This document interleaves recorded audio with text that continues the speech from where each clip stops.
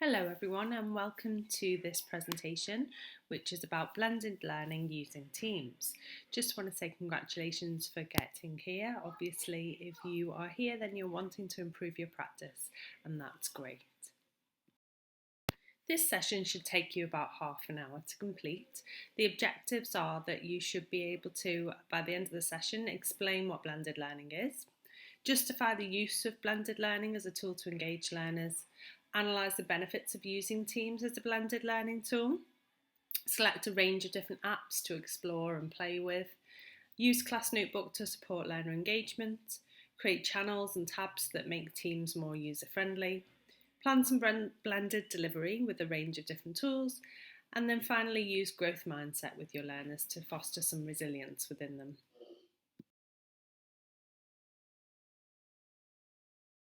So what does blended learning mean? Really need to understand that blended learning really isn't just putting some resources on a VLE as we've been used to in the past and leaving learners to it. It's much more complex than that. But it really doesn't have to be more work for everybody if you plan effectively. So now is the time to really think about how you're going to work with your learners in September and start gathering those resources and the tools that will help you to do that. Learners really benefit from a blend of face-to-face, which is synchronous learning, and virtual online learning, which is asynchronous. There are many different positives of using blended learning, and that's what we want to portray to our learners, that this is a positive. It might be different, but it is a positive opportunity to work with them. And by having some in-class time and also some online time, which will still be live with you, so some synchronous learning, will really enable lots of skills to develop. And there are so many different ways to interact with learners via Teams especially. So you can enable some peer interaction. There's the opportunity to give immediate feedback, and we'll talk about how we can do that a bit later on. With them being in class, obviously the benefits are that you can read some of their body cues, but also don't forget that you've got the video option as well within Teams, so you can see facial cues and body cues there as well. Some teacher reassurance is really positive as well, and again that can be via one-to-one or in smaller groups situations. Blended learning really enables us to support learners and most importantly prevent that isolation that some of them are feeling at the moment and will still be feeling in September. So it allows some class contact time, which is really important to us at the University Centre and Hugh Baird as a whole, and also ensures motivation remains high. So the evidence might not be important to everybody, but it's certainly important to me from a teacher trainer perspective. The evidence suggests that, particularly in HE, but also in FE, that blended learning really can improve retention and also help students' attainment as well. The evidence that I've looked at is from the Education Endowment Foundation, and the resources are here if you wanted to look further. But importantly for us, and I think especially within Hugh Baird, it shows that it can really support high risk or students at risk with their coursework submission rates. So by supporting them both online and in class, it really does help them. The focus so far has been on blended learning, but there are actually some positives of having some asynchronous learning as well, so that's online learning only. And whilst we would never leave students to be self-led online at all times, a blended learning approach enables you to use some online learning that you can share with learners maybe prior to sessions.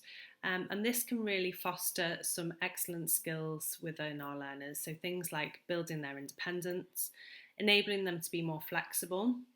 It can be self-paced, so they could work through the work that you send them at their own pace. It gives them also an opportunity to recap on prior learning. So as I've said, if you could send things to them beforehand, but you could equally send things after a session as well as a reminder for them to go through again at their own pace. It really gives you an opportunity as well to stretch and challenge those more able learners. So I'm going to talk a bit later about flip learning and what tools we've got in Teams that we can use for that, and additional apps as well. But it really is using the benefit of the online learning platform to be able to share information both before and after to prepare learners and enforce that learning that you've given in the classroom and during live sessions. Whilst this opportunity has been thrusted upon us, blended learning really does give us the chance to play with technology that we've always perhaps wanted to do or never really had the time or reason to do it. So now that it's vital that we have this technology as part of our everyday toolkit, it gives us the opportunity to play about with different apps, different tools within Teams as well, and see what really works for us and what works for our learners as well. And it's okay to let the learners know that you're experimenting with these apps and tools and different techniques at the start of the year. Importantly, you need to ask their opinion and their feedback regularly to see what works for them. And it won't be the same for every group. You know, what works for one group, like in the classroom, won't work for every group. So it is a case of using lots of different apps and finding what suits each individual group and potentially each individual learner as well. I've been using Teams now for 2 years with the trainee teachers, and I really am pleased that it's Teams that we've got. I know there are lots of other platforms out there like Google that work well with learners, but Teams has it all. It really gives us great opportunities to enhance learner digital skills and our own digital skills as well. It gives loads of opportunity to do flipped learning and flipped classroom. You've got the option of using video meetings with your learners, which I definitely recommend doing, as well as having one-to-one phone calls, audio calls with your learners, or one-to-one video meetings with them as well. It's got the collaboration space to enable peer work, and they've just introduced the break-off rooms as well, which is great. This is the main part for me, is that it's got the inclusivity there. Microsoft are excellent at ensuring that all learners can access all the materials. So the immersive reader particularly enables learners to do that. And there's so much variety. Microsoft is such a huge corporation that they have at their disposal so many different apps. And as I said in the previous slide, it is just a case of playing about with them over the summer holidays and finding the ones that suit you. And I will give you some guidance on that as well. There are different ways of accessing apps on Teams. So on the main landing site, you've got the little apps button on the bottom left that you can see here. And you can press that and that'll give you access to 1,000,001 different apps. But you can narrow that down to education apps. So there's an option to select education and it will show you the ones that they recommend. Now, you can go beyond that as well and look at different apps that aren't there. I would say start with the ones that are there because those are the ones that really work seamlessly with Teams. Another way of doing it is to add them as a tab. So the little plus button at the top of your Teams page, if you click on that, and it gives you the option to add different apps as a tab. I wouldn't do that until you're confident that that app is suitable to work with your learners, or until you've created some content in the app and you want them to use it for a particular purpose. So you'll give them some instruction about that tab as you add it. As I say, there are millions of different apps to choose from, and I will go through on the next slide some of the ones that I will recommend.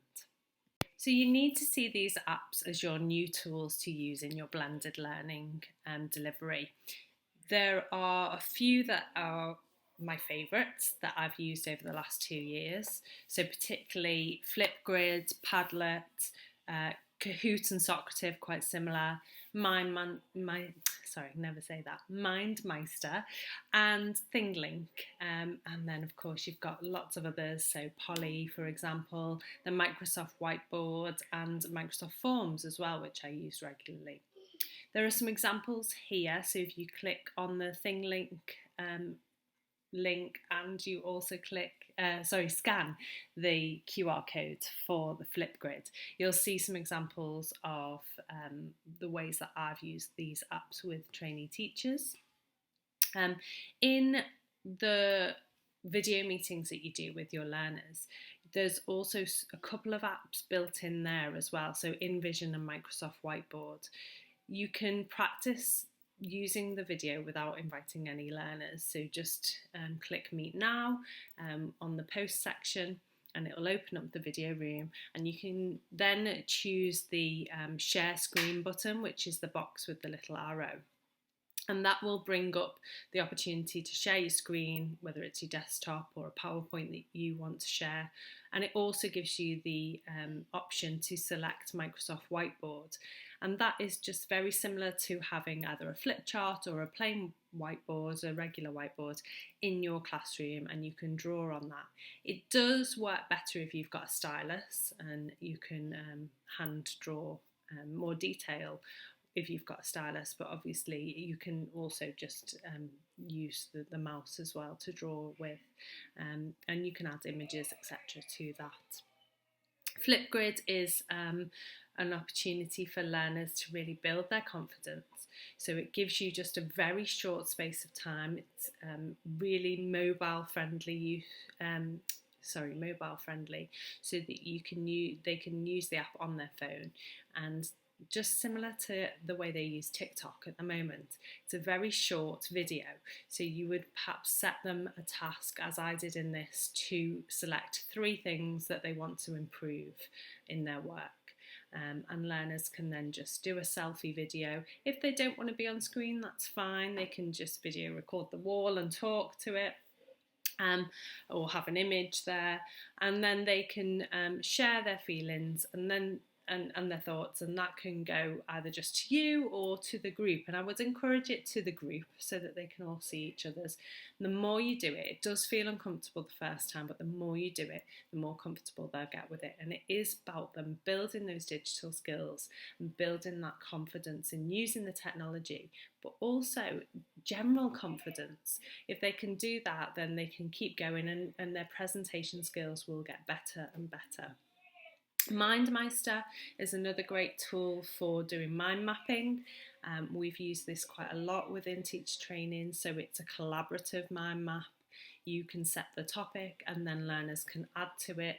Like I keep mentioning, that could be a great flipped learning opportunity. So you could give them a topic before the session and get to know their prior knowledge beforehand, and then you can comment on that and give them some formative feedback. ThingLink's my new kind of favourite app at the moment. So that's where you create an image or choose an image from online, and then you can add different elements to it. So it's like adding little buttons. It's hard to explain. If you click on the link, you'll see what I mean. But it can link to all sorts of different things. So it could link to a PowerPoint presentation. It could link to a Microsoft form. It could link to a YouTube video. It could link to an audio that you've recorded. Another website, another image, all sorts of different opportunities, questions, for example. And I think for learners who are visual, this works really well. It gives them lots of information, but it does it at their pace. So initially, all they're looking at is an image, and then as they click each button, it gives them more and more and more, and they can look at that at their own pace, and it's a really great opportunity. Kahoot recently has just joined forces with Microsoft, so there's lots of webinars on their website about how to use Kahoot well with Microsoft Teams, and it's really, really easy. If you've used it in the classroom, it's exactly the same as using it online via Teams. So you would share the link, share the number that they need to type into their phone, and then they would get access to the quiz. I've not mentioned Class Notebook up till now, but as you know, Class Notebook sits within Teams. Some people have been using it already, and some people haven't even looked at it yet. So I'm presuming that you don't know anything about it. We within Teacher Training have been using it as the portfolio. So if you've done your PGCE or your Cert Ed, you'll know that ordinarily you'll have massive paper portfolios. That's now all done online as an e-portfolio within the Class Notebook. The key to using the Class Notebook is about organisation, so getting it set up before the term starts and ensuring that it's got a logical sequence to it, as a paper portfolio would. So if you've got some paper dividers that you would ordinarily use within a paper portfolio, perhaps shared with you by your awarding body. For example, if learners do need to produce a portfolio, then you'll use that to set up your class notebook. It's really an excellent opportunity if your learners need to collate information, whether it be for a portfolio or for different modules. So you could set it up so that there's different sections for each module, for example. There's a collaboration space within there, so learners can work on documents together. So it could be a Word document, for example, and learners can work together live. So it could be a learner within the classroom in the college, and it could be a learner working with that learner from home on their laptop, and they could be editing a document together and they can see what they're doing live. Obviously there's a bit of a lag with regards to Wi-Fi connection, but generally it works quite well. It's also a great way to distribute class material as well and tasks, instead of doing it in the post section or via files tab. So you can share handouts, for example, within the class notebook, and it keeps them filed there for learners to refer back to as well. So think of it as their file that they bring to class each week if they're an organised student, and they keep all those handouts and they keep evidence of their work. That's exactly the same but in an e-version. There's some other examples of how class notebook is useful here.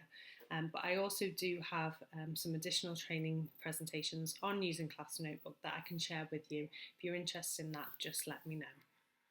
One of the things that I'd encourage you to do with your team is set up different channels. Although it's not something that I've really explored previously, going forward it's something that I definitely want to do. I think that's a really good way of organising your teams and making sure that you've got separate sections and separate areas for different elements of your course. So it could be that you have perhaps a practical teams area and a theory teams area, or you could break it down into different modules perhaps.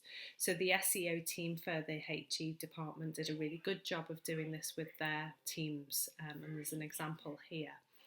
The only drawback to that is that the class notebook that I was talking about previously will only appear in the general tab. So in the top tab that stays there, it won't appear in any of the other channels. So if your portfolio building sits within a different module, then that can be a little bit confusing, but not to the point of not using it. I would definitely recommend setting up those different channels. And one of the things that I've been thinking about recently is setting up a channel that is just for informal chat. So someone suggested at UCLan that you could call it a coffee lounge, and I really like that idea of having this area where learners can just share, almost like sharing a cup of coffee, have a chat, it be informal, and I'd encourage staff to do the same with their learners. So it could be that you use that space to meet before an official meeting. So when learners are hanging around waiting to join a meeting, they can be chatting with each other and asking each other, how's your day? How's your week been? Have you finished that deadline? How's your dog? You know, sharing images and making it feel more human. And that's one of the key elements that we're working really hard at Hubert to achieve, is to have that human contact. And if it means you sharing a picture of your dog, or in my case, your rabbit, then that makes you appear more human than just this virtual person behind a computer screen. You can then further organise your Teams page by adding tabs as well. So I mentioned tabs earlier when we were talking about the apps, but there are other ways of using the tabs as well. So Teams automatically creates tabs for you with posts and then files, your class notebook, assignments, and I use assignments with my trainee teachers. Again, I'd recommend using that because it organises everything for you. It then creates a grades page, which is something I haven't used, and then you can add more to it. So we use ours for a Wakelet, which is like a newsletter that you can share, or it would be ideal for adding links to reading lists or libraries, or as I mentioned earlier, different apps.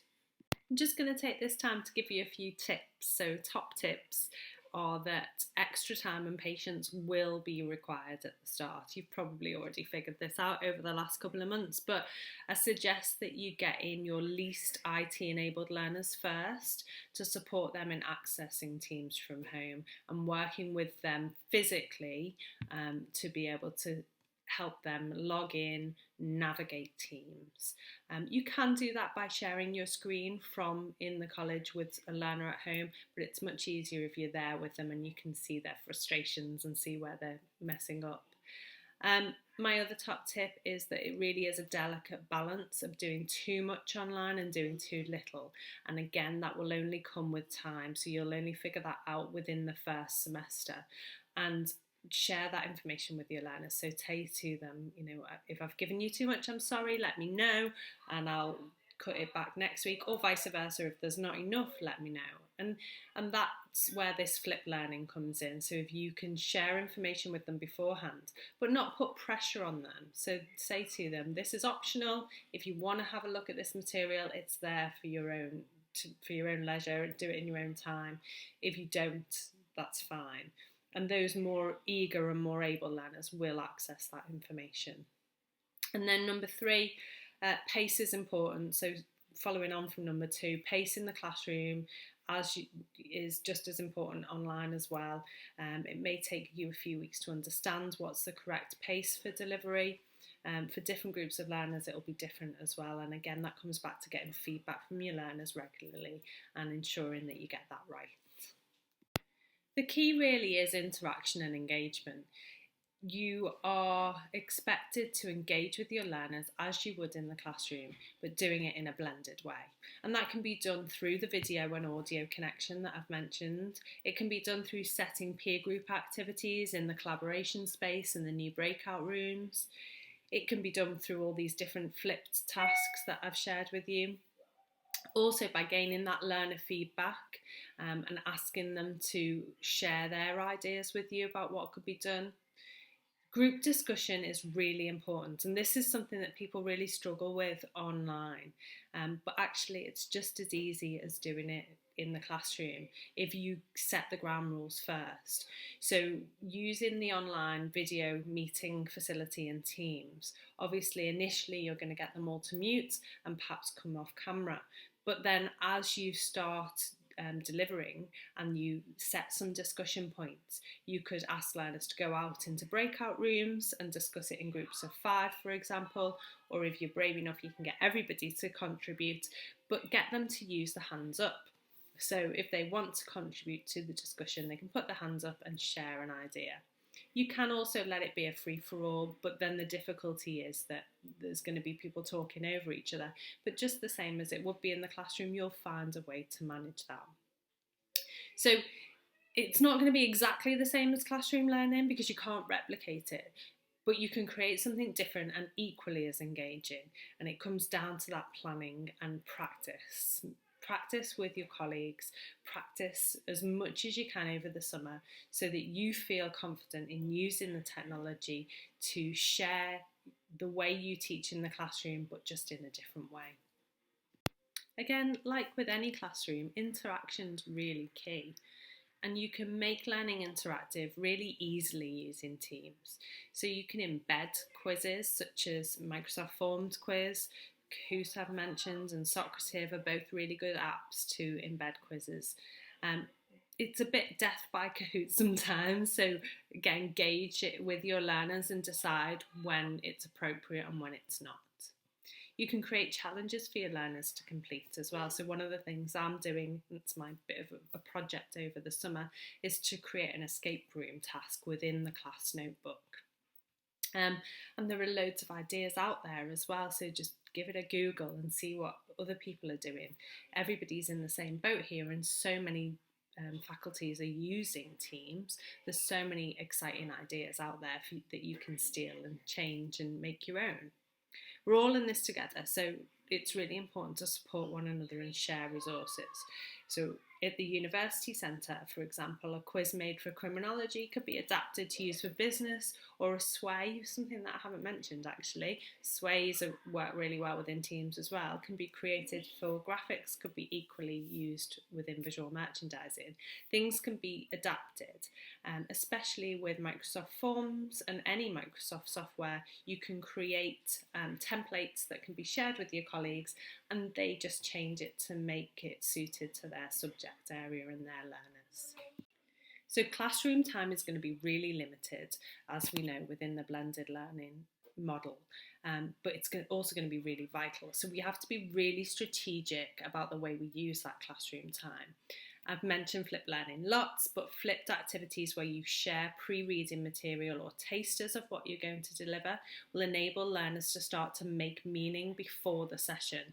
So they can start to connect the dots and start thinking about what you're going to be talking about in the lecture or in the lesson. And that will really tap into that higher order analysis, and enable those learners to get the most out of that classroom time. Good blended learning uses the online activities either to reinforce what's been taught in the classroom, so you would have a classroom activity or a classroom task and then follow that up with some online learning, or online reflection would be really useful after a classroom session. You could also use it to serve as a basic introduction as well before going more in depth in the classroom. Remembering that you might have half your learners in the classroom and half your learners out, but that doesn't mean that they can't work together. So as much as possible, connect them, get them working together on tasks via Teams. Formative assessment and regular feedback is going to be more important than ever when you're doing your blended learning. You can do this in loads of different ways on Teams. So one of the things that I love and my learners love as well is the praise stickers. Everybody loves a sticker, no matter what age you are.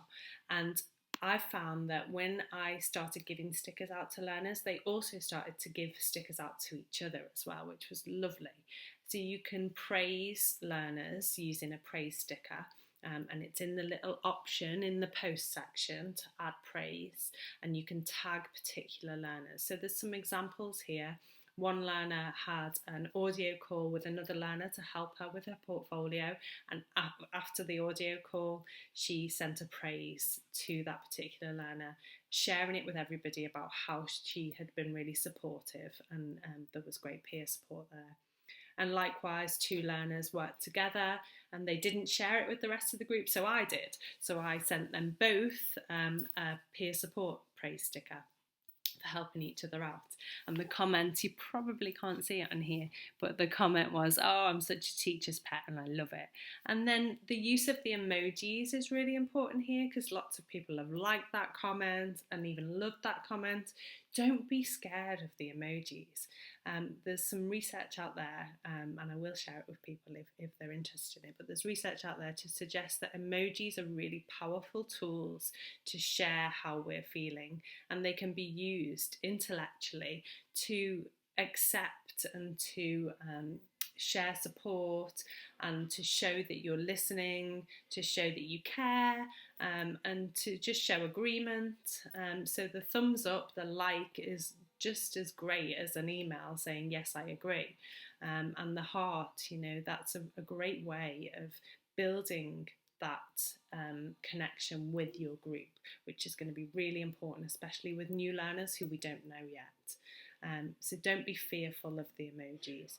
You can also add things like GIFs, and you can find motivational quotes, and you can share any image that you can get off the internet, obviously making sure it's appropriate, but you can share them with your learners. So I've put one at the bottom there, which so some of my trainee teachers were doing some online teaching with their own students, and I put a praise comment on posts which said, "So proud of you all for being brave and trying lots of new ways to teach. Great work, those of you who've given it a go." And put a little image there that says, "So very proud of you."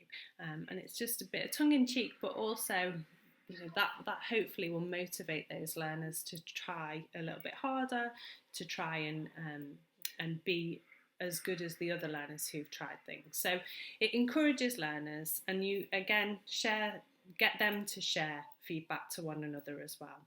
Another way that you can create feedback is in class notebook.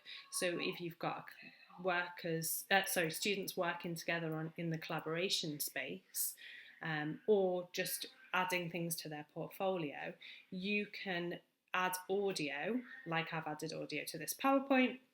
You can add a little audio button and learners can hear your voice instead of just some written comments, which is really nice way of connecting with them. And again, that human element, which in a very kind of online world is really important. I've mentioned motivation and encouragement and all those keywords throughout the slideshow. Growth mindset is really important in this time. Learners might have been through quite a lot during COVID, and they might have lost loved ones, they might have felt huge kind of experiences of anxiety, and for a lot of our learners, they'll be feeling anxious about coming to a new college or a new university centre. And we really need to make sure that we are being positive about this blended learning approach, being positive about the online Teams approach, and using language that can really motivate learners. So blended learning can boost the confidence of learners who are struggling, and it can give them a means to discover answers for themselves. So it's a really positive tool. We need to ensure that we're encouraging learners to adopt resilient strategies before we even start to teach them.